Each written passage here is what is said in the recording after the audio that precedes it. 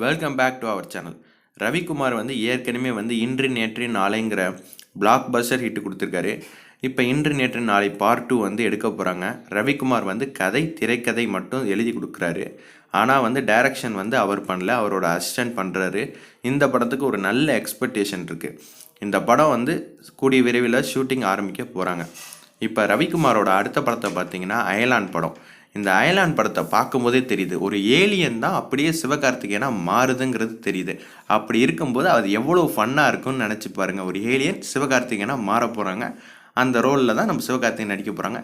CG work ரொம்ப அதிகமாக இருக்குது இந்த படத்தில். இந்தியாவிலே வந்த படத்துலேயே அயலான் படத்துக்கு தான் சிஜி ஒர்க் ரொம்ப அதிகமாக இருக்குதுன்னு சொல்லியிருக்காங்க.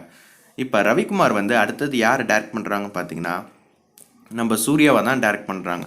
ஆமாங்க, சூர்யா வந்து இப்போ கொஞ்சம் கொஞ்சமாக வந்து அவரோட மாற்றங்கள் தெரியுது.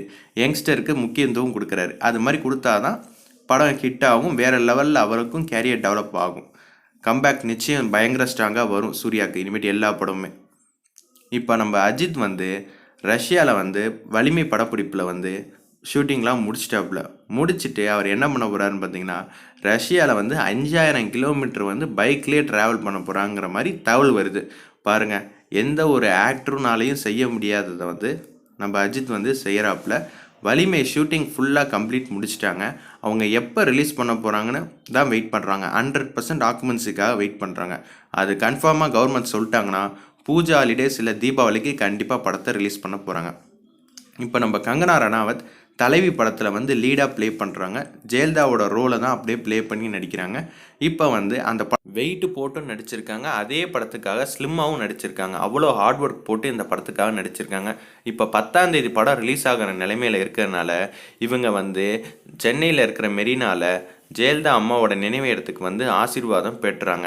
அதுக்கப்புறமேட்டுக்கு இந்த படத்துக்காக செம்மையான பிரச்சனைகள் நிறையாவே வந்திருக்கு. என்ன பிரச்சனைன்னு பார்த்தீங்கன்னா ஓடிடியில் தான். இந்த படம் வந்து 15 நாள்லேயே ஓடிடிக்கு கொடுக்குற மாதிரி டீல் பண்ணிட்டாங்க.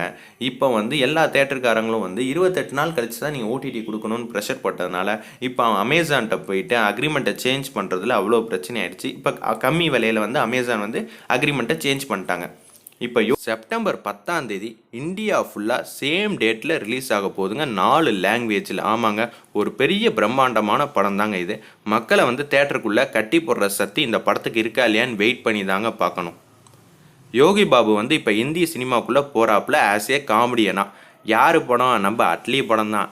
அட்லி, ஷாருக் கான், நயன்தாரா, யோகி பாபு இவங்க எல்லாருமே ஒரு பிரம்மாண்டமான கேஸ்டிங்கோட வந்து அட்லி வந்து களத்தில் குதிக்கிறாப்புல. இந்த படத்தோட பேர் என்ன வச்சுருக்காங்கன்னு பார்த்தீங்கன்னா ஜவானுங்கிற மாதிரி தான் வச்சுருக்காரு. இது எந்த படத்தோட ரீமேக்குன்னு பார்த்தீங்கன்னா பேரரசு விஜயகாந்த் மூவி தான். அந்த படத்தோட தான் ரீமேக்கில் வந்து களத்தில் குதிக்கிறாரு. இந்த மொத்தமாகவே இவர் வந்து எடுத்த படம் எல்லாமே ரீமேக் தான் பண்ணுறாப்புல.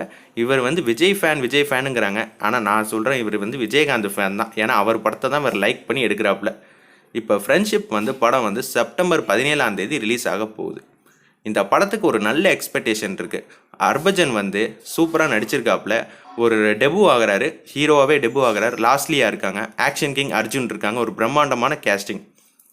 அதே 17ஆம் தேதி தேட்டரில் ரிலீஸ் ஆக போகிற இன்னொரு படம் கோடியில் ஒருவன். இந்த படத்துக்கு ஒரு நல்ல எக்ஸ்பெக்டேஷன் இருக்குது.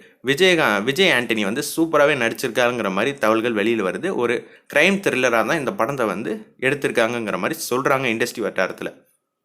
அனேபிள் சேதுபதி இப்போ ரீசெண்டாகவே நம்ம வந்து ட்ரெய்லர் பார்த்துருப்போம் ஹாட்ஸ்டாரில். ஒரு நல்ல காமெடியான மூவியாக தான் எடுத்திருக்காங்க. ஒரு தாஜ்மஹால் மாதிரி ஒரு பில்டிங்கை வச்சுட்டு அந்த பில்டிங்குள்ளே பேய்லாம் வந்துருச்சுன்னா என்ன நடக்குங்கிற மாதிரி ஃபன்ஃபுல்லாக எடுத்திருக்காங்க. வெயிட் பண்ணி பார்ப்போம் எவ்வளோ ரீச் ஆகுது மக்கள்கிட்டன்னு. Like, share, subscribe to fun fact.